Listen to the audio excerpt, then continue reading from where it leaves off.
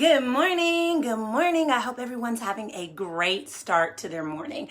I learned something so fascinating last night and was like, I absolutely have to be able to share this. Like, it's amazing. So, we all know the trajectory or the path, the way that the caterpillar develops, right? Caterpillar goes into the chrysalis. In the chrysalis, it comes out a beautiful butterfly. We all know that story. But what we don't talk about what actually takes place in the chrysalis. We don't talk about what happens in the chrysalis because we just see the beginning stage and we see the beautiful ending, right? And it made me think about how many times we see that when it comes to goals, right? We see where we're at, we see the beautiful ending that we desire, but we don't know what's happening in the middle. So I want to share what's happening inside of the chrysalis so that you can better comprehend and understand really what the caterpillar goes through, okay? So when the caterpillar goes into the chrysalis, the caterpillar basically digests its own self, right?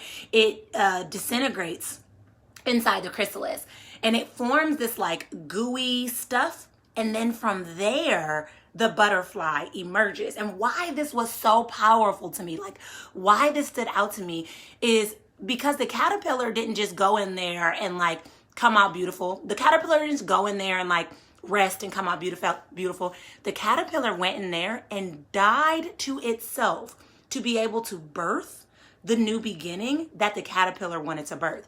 This is huge because when we're trying to step into the next level version of ourselves, when we're trying to go after what we know we're called to do, when we're trying to become who we know we're called to be, a lot of times we're busy trying to hold on to parts of ourselves that we love, parts of ourselves that are familiar, parts of ourselves that are comfortable, parts of ourselves that are in our comfort zone. But if I can be honest with you, those parts are not serving that future you. And so if you want to really become who you know you need to be, if you really want to step into that next level version of yourself, you have to die to the parts of yourself that don't let you birth this next level version of who you really truly are. This is huge. This is huge because, like I said, when we are setting goals, when we're stepping into that next level, we're not just starting where we are, coming up with a goal, going into a beautiful chrysalis and resting, and then coming out beautiful or coming out successful or coming out with what it is that we want to come out with. We have to start where we are. We have to know where we want to be, right? Start where we are. We have to go in there and we have to really remove those parts of ourselves that aren't serving us. We have actions in our lives. We have habits. We have thoughts.